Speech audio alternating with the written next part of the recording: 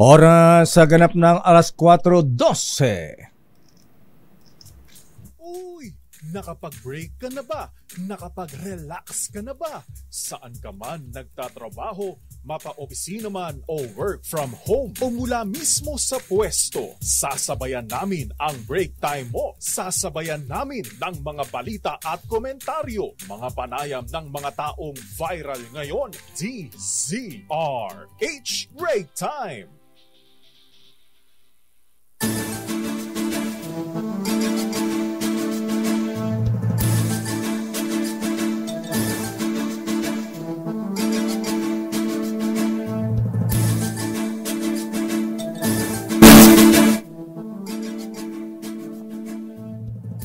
Ano na nangyayari? Ba't may puputok dito?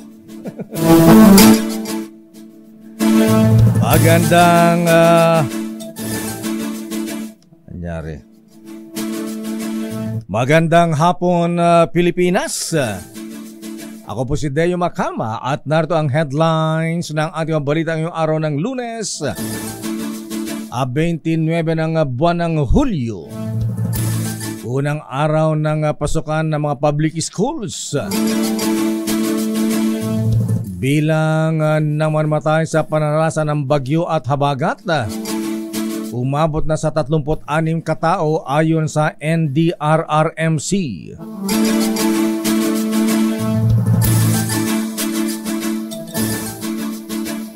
Halos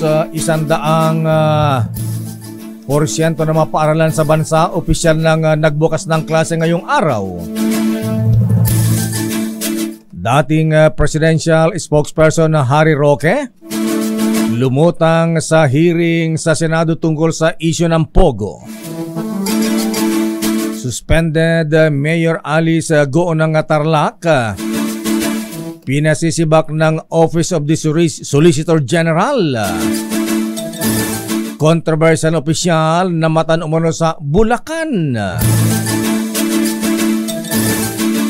Panukalang pambansang budget sa 2025. Isinumiti na ng Department of Budget and Management sa Kongreso. Halaga naman ng mga petroleum products bababa sa ikatlong sunod na linggo bukas. Sana'y malaki-laki ang rollback. Tumagas na langis mula sa lubog na tanker sa Bataan. Abay umabot na hanggang Bulacan at Tansa, Cavite. Pagdinig naman ng Sandigan Bayan sa kasong plunder laban kay dating Senate President Juan Ponce Enrile, tuloy batay sa order ng Korte Suprema. Halos 400 tonelada ng basura na hakot naman sa Metro Manila matapos ang grabing pagbaha dahil sa bagyong Karina at habagat. Samantala isang SUV at tricycle nagsalpukan. 3 ang namatay.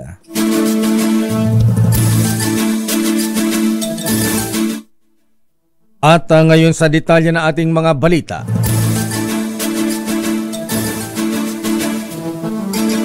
Umabot na sa 36 ang bilang ng mga namatay dahil naman sa pananalasan ng bagyong Butchoy, super bagyong Karina at hanging habagat. Batay sa pinakahuling ulat ng NDRRMC, 14 sa 36 na namatay ay namatay sa nasawi ang validated ng ahensya. Tagal naman mag-validate ng NDRRMC. Ngayon lang, Butchon, tagal ng bagyo yan. Kabilang sa mga kumpirmado ay 5 namatay sa Calabarzon, 4 sa Region 9, 2 sa Central Luzon at 1 sa Region 10 at 11 at Bangsamoro Autonomous Region. Samantala, kinukumpirma pa ng NDRRMC, tagal, ang 15 namatay sa Metro Manila, 5 sa Calabarzon at 1 sa Ilocos at Barm. Samantala, may higit na 1.6 million pesos naman ang pinsalang iniwan ng makalamidad sa infrastruktura at may higit na 356 million pesos naman sa agrikultura.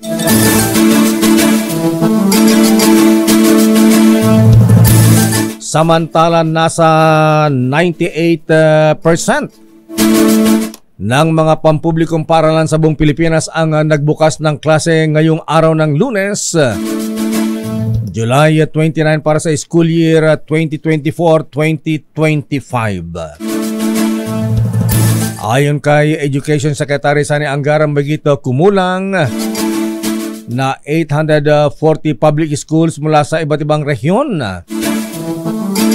ang ipinagpaliban naman ang kanilang klase dahil sa epekto ng habagat at ng nagdaang bagyong Karina. Paliwanag ni Angara, maliit na porsyento lamang ito kumpara sa bilang ng mga public schools na itinuloy ang pagbubukas ng klase ngayong araw. Sinabi pa ni Angara na maaaring magsagawa ng make-up classes tuwing araw ng Sabado ang mga paaralan na nagsuspend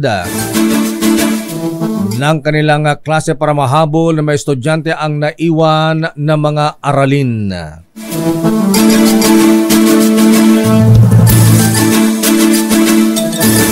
Suspendido naman ang unang araw ng klase ang ilang mga lugar sa bansa dahil pa rin sa pag-ulan at naging epekto ng bagyo at habagat. Walang pasok kanina sa mga sumunod na lugar ngayong July 29. Ang Pasig City Public and Private Schools, Santo Tomas La Union, Bangar La Union, Aringay La Union, Balawan La Union, Bawang La Union, all levels sa public and private. Kasama rin dito ang Kalumpit Bulacan, mga Tarem Pangasinan, San Pedro Laguna, Tubao La Union, Caba La Union at maging sa Saragosa, Nueva Ecija. Nag-suspend din ng klase sa Naik Cavite, Ternate Cavite, Maragondon, Binyan Laguna, Cabuyao Laguna, San Pedro Laguna, Montalban Rizal, Alfonso Cavite, Santa Rosa Laguna, Calamba Laguna, Ago La Union at Pililla Rizal, all levels sa public and private schools.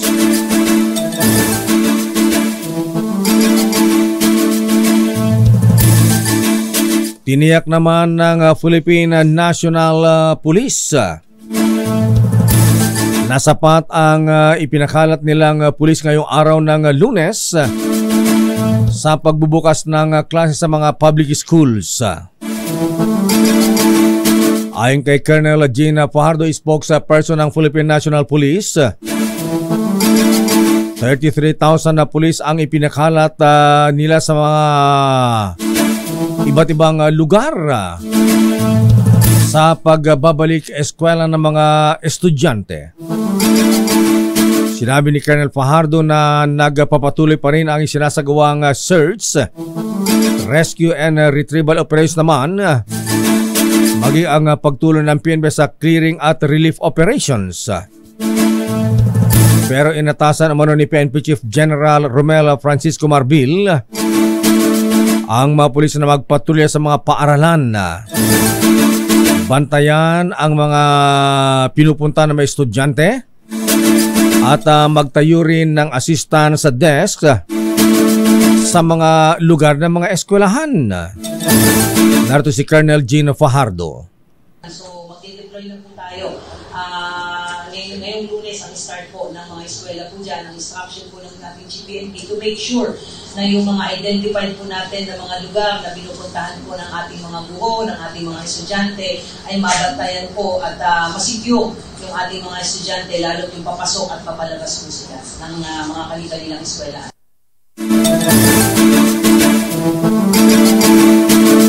Sa iba pang balita, inamin ni Attorney Harry Roque, dating presidential spokesman ni dating Pangulong Duterte, na dati rin siyang tumira sa bahay sa Tuba Benguet na ni-raid ng mga tauhan ng Bureau of Immigration at PAOK C kung saan dalawang dayuhan ang inaresto. Sa hearing kanina sa Senado tungkol sa issue ng Pogo, nilinaw ni Attorney Roque na hindi niya pag-aari ang bahay, kundi ito ay pag-aari na isang korporasyon na PH2 na nasa ilalim ng Bian Cham Holdings. Kabilang siya sa mga incorporators, kasama sina Myla Roque, Attorney Joel Butuyan at ang dating Mr. Supranational na si Alberto Rodolfo de la Serna. Sinabi ni Roque na hindi umano ni raid ang ginawa ng mga otoridad, kundi pag-aresto dahil walang search warrant o warrant of arrest na dala ang mga taga Bureau of Immigration at PAOK-C. Naniniwala naman si Roque na may mga nagpupumilit lamang na idikit ang kanyang pangalan sa kontrobersyal na operasyon ng Pogo. Samantala, ipinahayag naman ng National Bureau of Investigation na may ilang nakita kay Bamban Tarlac Mayor Alice Go sa Bulacan. Abay, dyan pala sa inyong area, Governor Daniel Fernando. Ito naman ang sinabi ni NBI Assistant Director Angelito Magno sa pagpapatuloy ng pagdinig sa Senado matapos gisahin ni Senator President Pro Tempore Jingo Estrada dahil sa pagkabigo na maaresto si Mayor Alice Guo mula na ilabas ang arresto order 2 linggo na ang nakalipas. Ayon kay Magno, namataan si Go sa Bulacan, subay ito ay bago pa mag-issue ang Senado ng arrest order laban sa Mayora na inilabas noong July 11 lamang. Sabi naman ni Magno, gagawin nila ang lahat sa lalong madaling panahon para maisilbi ang arrest order at mahuli na, maaresto ang kontrobersyal na mayor ng Bamban Tarlac. Babalikan natin ilang pang detalye na ating mga balita. Pagdinig ng Sandigan Bahay sa kasong plunder laban kay dating Senador Juan Ponce Enrile tuloy pa rin ayon sa Supreme Court. Panukalang budget sa 2025 isinumiti na ng Department of Budget and Management sa Kongreso. Samantala, tumagas na langis mula sa lubog na tanker sa Bataan, umabot na hanggang Tansa, Cavite. At good news mga kuya sa ating mga motorista, mga drivers, ha?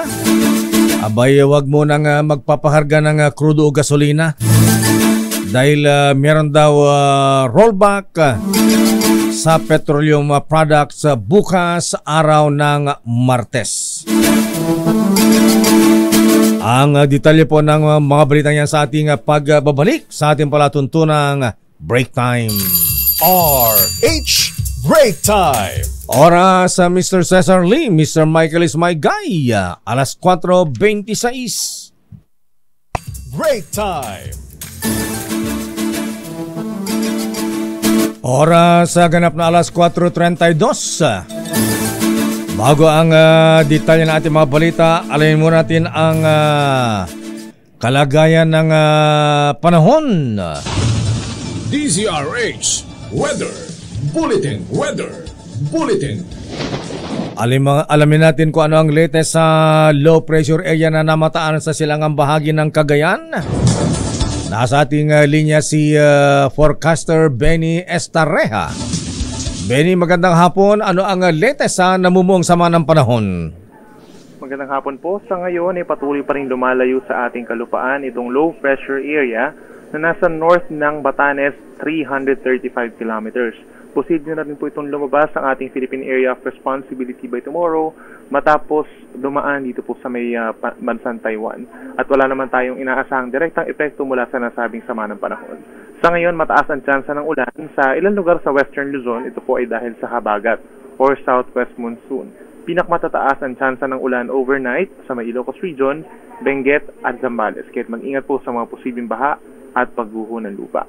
Meron din po tsansa ng mga pag-ulan dulot ng habagat dito sa Metro Manila, natitirang bahagi ng Cordillera Region, ganyan din sa mga probinsya ng Tarlac, Bataan, Pampanga, Bulacan, Rizal, Cavite, Batangas at Occidental Mindoro. At yung mga iba pang lugar dito sa Luzon, sa Visayas at sa Mindanao, may mga localized thunderstorms or pulo-pulo lamang po na ulan at pagkidlat pagkulog tayong mararanasan this afternoon hanggang evening.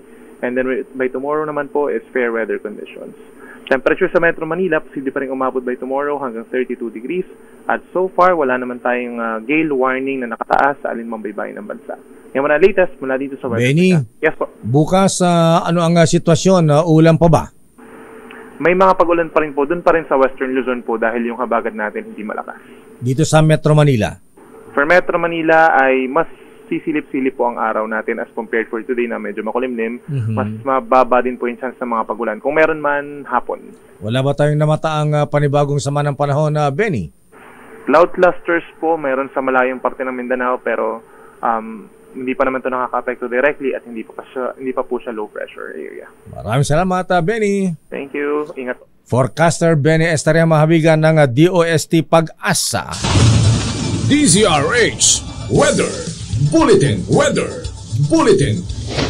Ayan, maganda-gandang balita mga misis. Baka bukas, abay, pwede tayong maglaba. Ayan, makapagpatuyo ng mga labada. Alamin nga natin ang mga reports. Standby, Leta Narciso. Allah. Hindi pala tuloy yung hindi pa pala natapos yung kaso ni Manong Johnny Ponce Enrile, ha? Samantala, alamin nga natin ang latest mula sa Senado. Abay, kanina itinuloy ang hearing at umattend ang dating presidential spokesperson Attorney Harry Roque. Si Secretary Attorney Harry Roque sinupalpal ni Senator Sherwin Gatchalian. Ha? Talaga? At binantang i-cite for contempt sa pagdinig ng Senado sa Pogo kanina. Aba, napikon si Senator Sherwin kay Attorney Harry Roque Raymond. Alamin natin ang detalye sa Senado, Aris 28. Raymond Dadpaas, please come in. Mayor, hindi umobra sa mga senador ang paggamit ni dating Secretary Harry Roque sa kanyang kaalaman sa batas sa pagsagot sa mga katanungan sa kanya hinggil sa kaugnayan ng kanyang pangalan sa Philippine Offshore Gaming Operators o POGO. Ito ay ng kanyang igiit na wala siyang paintulot na gamitin ng POGO company na Lucky South 99 ang kanyang pangalan bilang kasama sa legal group ng kumpanya. Kailangan mo nang mapatunayan na totoo ang nilalaman ng dokumento. May mga rules pa ng Senate investigation na sinight si Roque. Uminit ang kanilang sagutan ni Senador Risa Ontiveros nang tigilan na siyang magsalita. Giit ni Roque bilang resource person ay dapat binibigyan siya ng pagkakataon na makapagpaliwanag. Ngunit sinabihan siya ni Senador Ontiveros na hindi niya dapat dinidikta ng Senado hinggil sa mga rules. Dito na sumingit si Senador Sherwin Gatchalian at pinagsabihan si Roque na dapat nitong respetuhin ng chairperson ng komite at huwag niya itong sabayan habang nagsasalita. Narito ang bahagi ng sagutan sa hearing kanina. Excuse me. No, excuse me. Ma'am, excuse me kasi... No. Excuse me, Attorney Roque. I'm sorry, madam, but I am a resource person invited. Yes, you are. I was Wait. asked Let me finish. to answer. Yes, you Hindi ko already po answered in maintindihan, excess. Kapag gusto niyo Sandali akong po. tumigil, papatigil niyo ako kapag ako nag-explain. Yes. I thought we were engaged in the search for the truth. Oh, definitely we are. Attorney Roque, what I am saying, yes, and Sherwin. Attorney Roque, please be reminded to respect the chairperson. I'm very respectful, Madam Chair. Paano respectful na nagsasalita siya, sinasabayan mo siya? I apologize, Senator Gatchalian. One more, I apologize. I will cite you in contempt. And if you disrespect the chairperson, we'll be compelled to cite you in contempt. I understand and I apologize. Mo naman Your Honor. sabayan siya, nagsasalita siya, siya ang chairperson. Okay, Your Honor. I understand. I apologize. bahagi ng sagutan kanina sa nangyaring hearing ng Senate Committee on Women and Children hinggil sa mga pogo. Binawi na rin ang contempt kina yung accountant na si Nancy Gamo at si Dennis Cunanan dahil naging cooperative daw ang mga ito ng sa pagdinig ng komite, kaya palalayain na itong si Gamo na ilang araw na nakakulong sa Senado. Ito si RH20. Raymond. Yes, Mayor. Anong latest kay Mayor Alice Guo? Di ba dapat may umattend din siya ng hearing? Ang report puro negative, Mayor, ang report ng Office of the Sergeant at Arms ng Senado, ang report ng NBI at pati ang PNP ay wala pa daw silang hindi pa daw nila natatagpuan, Mayor, itong si Mayor Alice Guo, despite the efforts na ginagawa nila para ito ay mahanap. Di ba binigyan ng ultimatum ang NBI? Medyo napagsabihan natin si Assistant Director Magno kanina. Pareho, Mayor, si Attorney Magno at pati PNP, sabi, kung hindi nyo kayang maghanap, babawasan namin ang budget nyo, sabi ni Senador Jingo Estrada. Kung pagdating na dito sa nagsimula na ang budget season, kaya ang sabi naman nila ay gagawin nila yung kanilang makakaya para malocate ang controversial na alkalde ng Bamban na Mayor. Ayan yung report kanina, sabi na mataan daw sa Bulacan. Yun daw yung unang tinanggap, Mayor, ng NBI. Nagpadala daw sila ng mga tao doon. Sa kasamaang palad, negative yung resulta ng kanilang pagkahanap sa kanya, Mayor, dyan sa Bulacan. So, kailan ulit?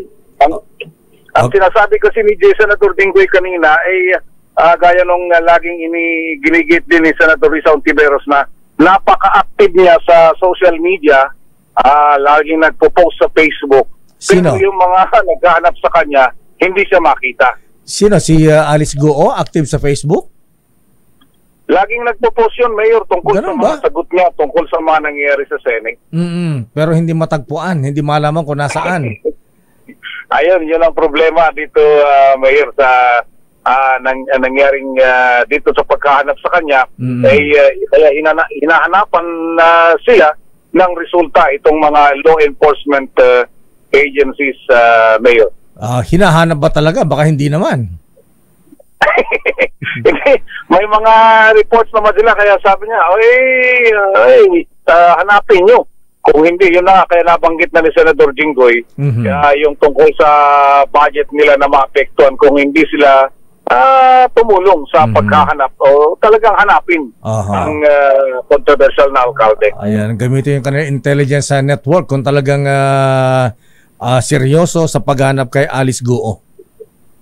Ayun, yun ang binabanggit niya dito, Mayor, kung kumbaga ang sa kanilang paniwala ay kung magtulong-tulong itong lahat ng mga opisyal o mga law enforcement agencies ay makikita ang alkalde, Mayor. Pero gaya ni Mr. Dennis Cunanan na pinaghahanap, bigla na lang humarap ko niya na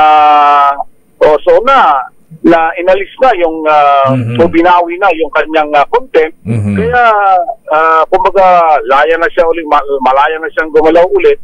Pero sa susunod na pagdinig ay iimbitahan at imbitado pa rin siya ng Senate Committee on Women. Ayan, sabi naman Dennis Cunanan kanina at malinis ang kanyang konsensya at hindi siya dapat magtago kasi ay humarap sa hearing sa Senado. Ayun, yun ang binabanggit niya at may taliwanag naman siya doon sa tungkol sa mga nung una daw, nagpadala naman siya ng abogado, pero yung mga sumunod daw kasi na summon sa kanya, hindi daw niya natanggap. Yun ang kanyang pagkakabanggit. Pero nitong huli, nung lumabas na ngayong mga ganyang may contempt na siya, lumabas na siya at humarap dito sa pagdinig ng Senado, Mayor. Okay. Anong pinagtapusan sa kaso ni Attorney Harry Roque? Siya ba ay involved talaga? May kinalaman ba talaga dito sa POGO operations ng grupo ni Mayor Alice Guo? Medyo masalimuot yung mga detalye, Mayor, kasi naghalo yung nauna kasing napag-usapan yung raid sa bahay sa Tuba. Yun ang unang napag-usapan kanina. Then, bago pumunta uli doon sa Lucky South 99. Kaya doon yun nung parang uminit yung kanilang pagtatalo ni Senador Risa Hontiveros dahil inaako sa kanya si Senador Risa na laging may insinuation against sa kanya. Pero sinasagot naman siya ni Senador Risa na lahat ng mga statement niya ay base sa testimonya ng mga resource persons ng komite. Kaya yun, ang kanyang pinaliliwanag ay hiniling daw yung kanyang tulong ng Whirlwind Corporation na nakatrabaho ng Lucky South 99 kaya lumabas yung kanyang pangalan doon at yung mga dokumento daw na isinabmit ng Lucky South 99, ito yung may-ari ng Pogo na ni-raid sa Porac, Pampanga, na isinabmit nila sa PAGCOR na nandun yung pangalan niya na kumbaga siya yung head ng legal group ng Lucky South 99. Wala daw siyang paintulot doon. Kaya ang sabi naman ni Senador Risa, kung totoong walang pahintulot, abogado ka, anong ginawa mo? Kumbaga, kinwestiyon tuloy siya, bumalik sa kanya yung tanong na kung wala kang pahintulot, anong ginawa mo? Para, di ba, ang sinasabi nga, di ba, kung ganyan, di ba, kasuhan, ireklamo, yun doon sila nagkakaroon ng pagtatalo kanina tungkol dito. Basta ang pinipilit ni Attorney Harry Roque ay wala daw siyang pahintulot na nagamit yung kanyang pangalan at nalaman na lang daw niya na ginamit pala yung kanyang pangalan nung lumabas yung diagram ng PAGCOR sa pagdinig ng Senado, Mayor. Kung ginagamit ang kanyang pangalan, dapat kasuhan niya si Guo, yung grupong yun. At saka yung mga opisyal ng, yun ang binabanggit ni Senador Risa, tinatanong sa kanya ng mga senador, na kung talagang wala kang pahintulot, ay dapat may pagkilos na ginawa. Kaya lang na iba yung init ng kanilang pag-uusap kanina hanggat sa nagkainitan nga at sumingit itong si Senador Sherwin Gatchalian habang nagtatalo yung dalawa. Okay, maraming salamat, Raymond.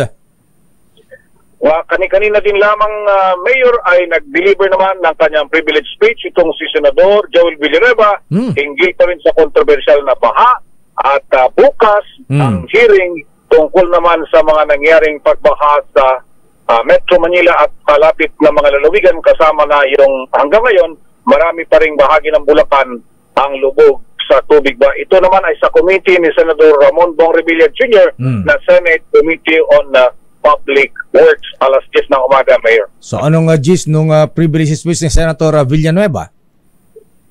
Ang laki na daw, Mayor, ng ginastos for the past 10 years. Gumastos na daw ang gobyerno ng mahigit na 500 billion pesos pagdating sa flood control. Pero imbis na sa taon-taon na paglipas ng panahon, imbis na yung dati ay hanggang bewang na baha, ngayon lampas tao na. Lumala. So ano nangyari? Bakit ganitong kalaki? At sabi naman ni Senador Grace po, na siyang chairperson na ngayon ng Senate Committee on Finance, dahil kanina, Mayor, sinabmit na yung 6.3 trillion na 2025 National Expenditure Program ng DBM. Ang sabi niya, sa 2024 ay 244 billion ang flood control budget ng DPWH. Sa susunod na taon, nadagdagan pa ito ng 10 billion. So magiging 254 billion ang pag-uusapan nilang flood control project ng DPWH para sa susunod na taon. Pati yung MMDA ay lumaki din daw ang kanilang budget para sa flood control for next year, Mayor. So hihimayin na yung budget para sa flood control project. Ang term na ginamit, inulit ni Senador Grace po, dadaan sa butas ng karayom yung ganitong uri ng proyekto na napakalaki, Mayor. Oo nga naman, bilyones pagkatapos ganyan pa rin ang pagbaha. Anyway, maraming salamat, Raymond. Ito si RH20, Raymond at Paz para sa DZRH, una sa Pilipinas, una sa Pilipino. Maraming salamat, Raymond at Paz mula sa Senado. Babalikan natin ang pang mga reports. Standby Leta Narciso. Standby man ang Milky Rigunan, ang Office of the Vice President. Humihiling daw ng confidential funds sa ilalim ng 2025 proposed national budget. Magkano ba yung confidential fund? Standby, Edniel Parosa. Ang sabi ni DepEd Secretary Sani Angara, smooth ang pagbubukas ng unang araw ng klase ng mga mag-aaral. Aba, si Mayor Abby Binay, pinangunahan ang pamahagi ng rubber shoes at iba pang school supplies sa mga estudyante ng Makati City. Ang sabi ni Mayor Abby, ganito kami sa Makati. Ayan. Sabi naman iba, sana all. Standby, Miss Alia, sa ating balitang showbiz. Oras ganap ng alas 4:48. Balikan natin ang mga reports. Unahin natin ang report mula sa Malacanang. Kumusta ang Pangulong Marcos Miss Let? Saan ba siya nag-ikot ngayong araw ng Lunes?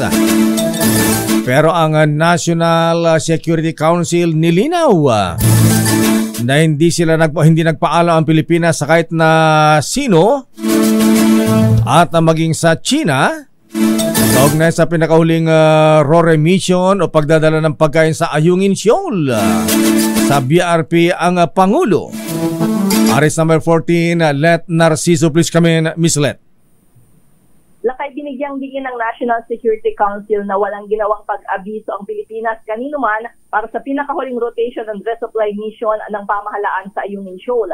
Pahayag ito ni National Security Council Assistant Director General Jonathan Malaya matapos sabihin ng Chinese Foreign Ministry na ininspeksyon ng kanilang mga tauhan ang barko ng Pilipinas para tingnan ang supply na dala nito noong Sabado. Sa bagong Pilipinas ngayon, nilinaw ng opisyal na walang nangyaring inspeksyon at hindi sumakay ang Chinese personnel sa barko na nagsagawa ng RORE mission. Iginiit ni Malaya na kailanman ay hindi magpapaalam ang Pilipinas sa kahit na sino tuwing magsasagawa ito ng operasyon sa West Philippine Sea. Katwiran nito, hindi maaaring angkinin ng China ang Ayungin Shoal dahil bahagi ito ng exclusive economic zone ng bansa. Pakinggan natin si Assistant Director General Jonathan Malaya. Wala pong nangyaring boarding, wala pong nangyaring inspeksyon, at wala pong nangyaring pagpapaalam. Hindi po magpapaalam ang Pilipinas kahit kanino at kahit kailanman pag tayo ay nagko-conduct ng mga operations sa West Philippine Sea. Si National Security Council Assistant Director General Jonathan Malaya. Samantala lakay tahimik ang Malacanang buong maghapon. Ito si Les Narciso para sa DZRH. Una sa Pilipinas, una sa Pilipino. Maraming salamat, Let Narciso mula sa Malacanang.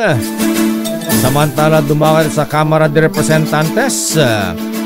Office of the Vice President humiling ng confidential funds sa ilalim ng 2025 proposed national budget. Alamin natin ang detalye mula kay Aris number 12. Magkano ba yung confidential funds? Confidential nga pala. Aris number 12. Milky Rigonel, please come in. Milky. Lakay, linawin ko lang ha, walang isinumite na panukalang confidential funds ang Office of the Vice President. Hindi humingi. Ayan, akala ko humingi. Ayun, okay, buti. Ito inahayag ni Budget Secretary Amena Pangandaman matapos ang ceremonial turnover ng 2025 National Expenditure Program dito sa Kamara.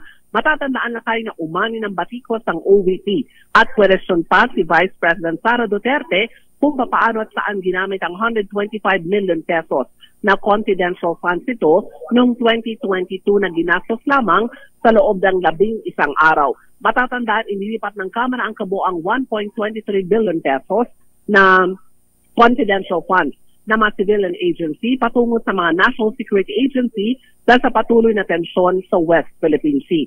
Pangunahin na tinanggalan ng CIF ang OVP at ang 650 million pesos sa Department of Education ng CVP Sara pa ang kalihim.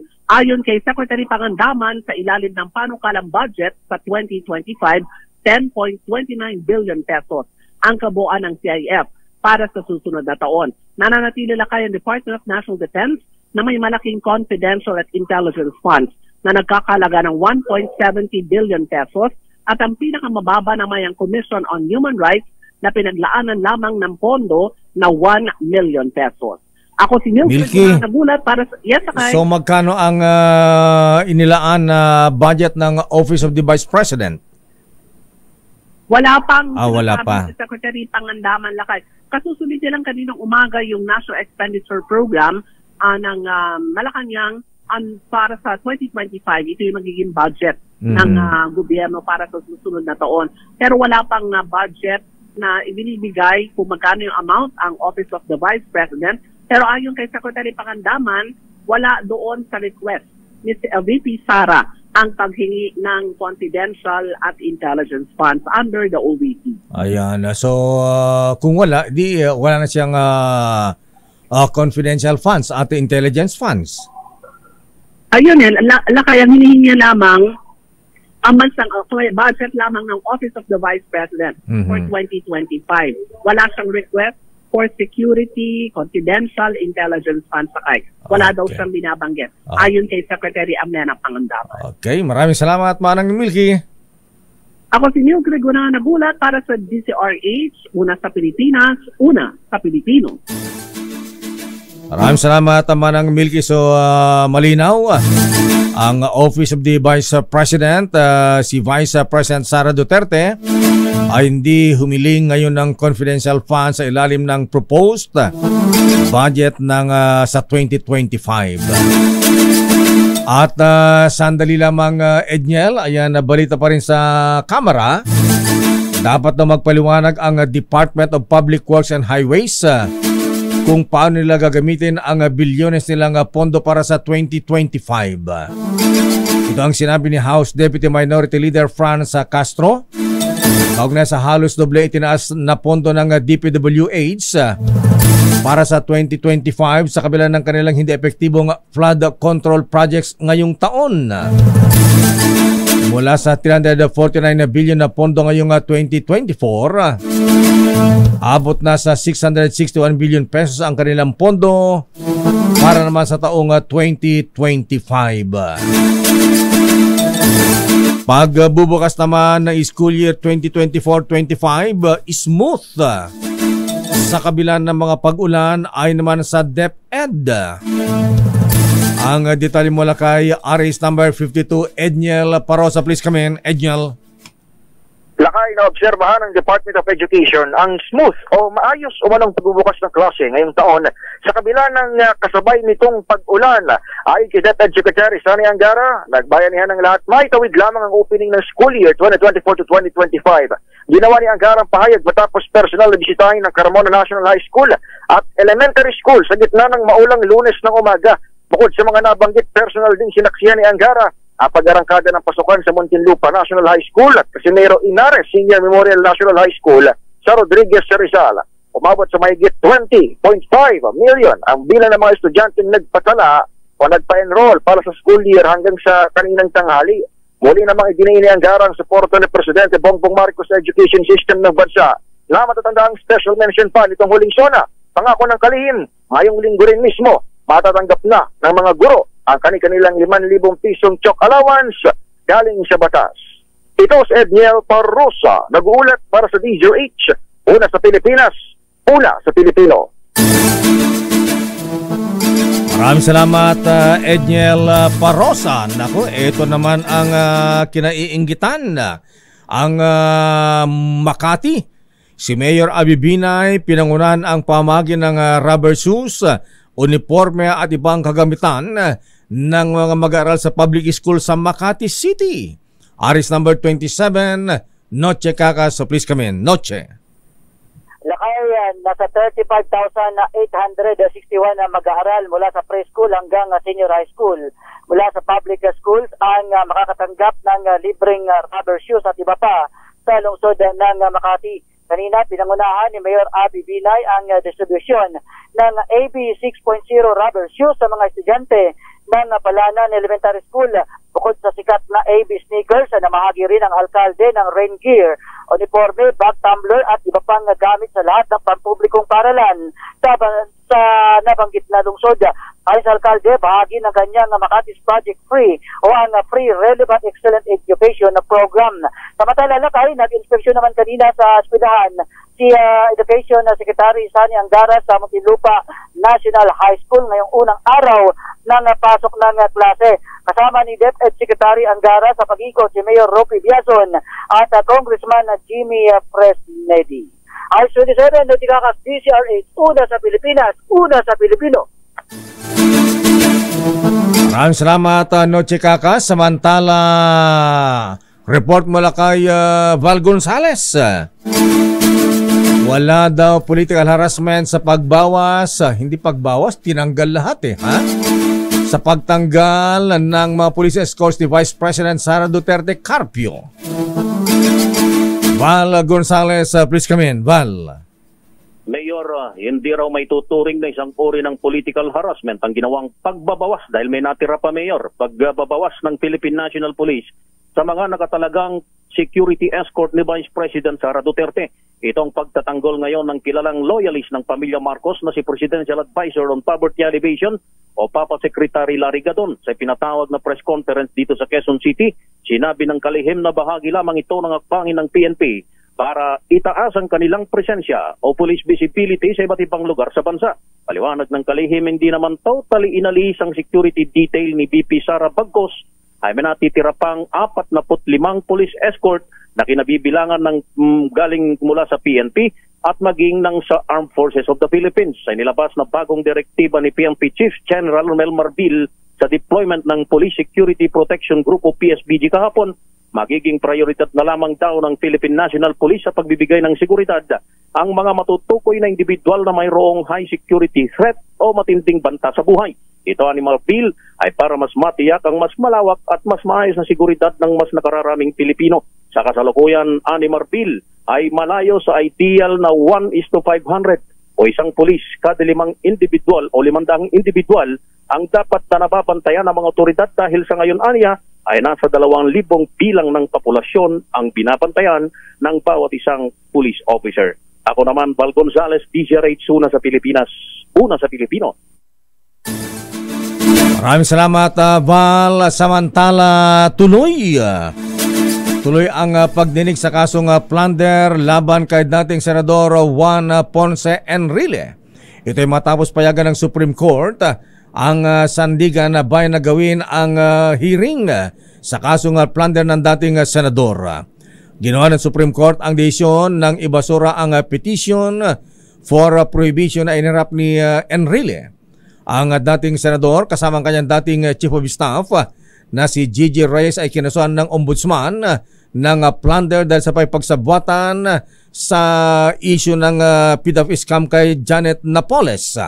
Sinabi ng Supreme Court na batay sa jurisprudence, ang kapasya na ibasura ang petisyon ng Enrile ay walang merito ang akusasyon na nalalabag ang kanyang constitutional rights. At sa balitang sports, maganda ha? Filipino boxer Pedro Taduran, world champion na muli ha? Sa Olympics ba ito, Kristan? Kristan Caraga, please come in. Asan? Nakaideyon dito sa Olympics. Akala ko sa Olympics world champion na muli si Filipino boxer Pedro Taduran. Ito ay patas maagaw ni Taduran ng IBF minimum weight belt mula kay Japanese boxing champion Shinjiro Shigeoka. Nagwagi via technical knockout si Taduran sa labang naganap sa Japan. Mayroon na lang 10 segundo na natitira nga sa 9th round nung itigil ng referee ang laban nung makita niyang hindi na makaganti ng suntok ang katunggali ni Taduran. Ito ang unang pagkatalo si Shigeoka na mayroon ng 11 panalo sa kanyang professional boxing career. May naman ng 17 panalo, 4 na talo, 1 draw at 13 knockout si Taduran. Sa kasalukuyan, meron ng 2 world boxing champions ang Pilipinas, si Taduran at si WBC World Minimum Weight Champion Melvin Jerusalem. Samantala, update nga sa Olympics sa Paris. Yan, ano ang latest? Lakaideo o usad si Filipina boxer Ira Villegas sa round of 16 ng Women's 50 kilograms division. Ito'y pataas niyang talunin ang pambato ng Morocco ngayong araw. Ito nga si RH53 Kristan Carag, DZRH, una sa Pilipinas, una sa Pilipino. Teka muna, anong latest kay Yulo, Carlos Yulo at saka si Ubiena? Si Carlos Yulo kasamang Ray, lakay Deo, naka-usad na siya sa finals ng mga sa gymnastics, pero wala pa yung finals sa men's gymnastics. Lakay Deo. Sakon pa, ang finals is sa August 5 pa, lakay Deo. Kaya doon pa natin malaman kung mananalo siya ng mga medalya. Okay, sino pa ang pambato natin na posibleng mag-uwi ng medalya sa Olympics? Lakay Deo sa judo, bukas din natin malaman si Kiyomi Watanabe. Bukas ang laban niya, kung sakaling magpatuloy-tuloy yung panalo niya bukas, posible yun na makapag-uwi siya ng ginto. Lakay Deo. Okay, maraming salamat, Kristan. Ito si RH53 Kristan Carag, DZRH, una sa Pilipinas, una sa Pilipino. Maraming salamat, Kristan Carag, sa ating balitang sports at sa ating showbiz. Abay, Bini, pinabilib ang international audience sa kanilang historic performance sa Los Angeles, California. Miss Alia Ecatlo de Ford, please come in. Alia.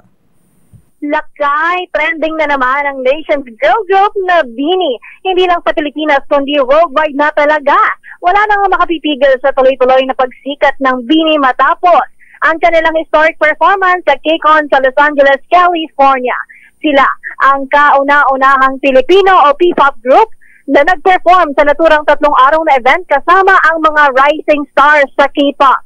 Ang KCON ay isa sa pinakamalaking K-pop festival sa buong mundo. Todo ang pag-awit at mag-induct ng grupo sa kanilang latest single na Cherry on Top na may 14 million views na sa YouTube kahit kalalabas pa lang 2 weeks ago. Suot nila sa kanilang live performance on stage ang madisenyong Y2K-inspired outfits na parehas sa kanilang sinuot sa music video ng kanta. Laking pasasalamat naman ang Bini sa organizers ng naturang event sa oportunidad na makapag-perform sa harap ng international audience. At yan ang latest sa Breaktime Showbiz. Ito si Alia Ecatlo, una sa Pilipinas, una sa Pilipino. Salamat, Miss Alia. Ayan, tinala ba yung mga K-pop, ha? Yung Blackpink?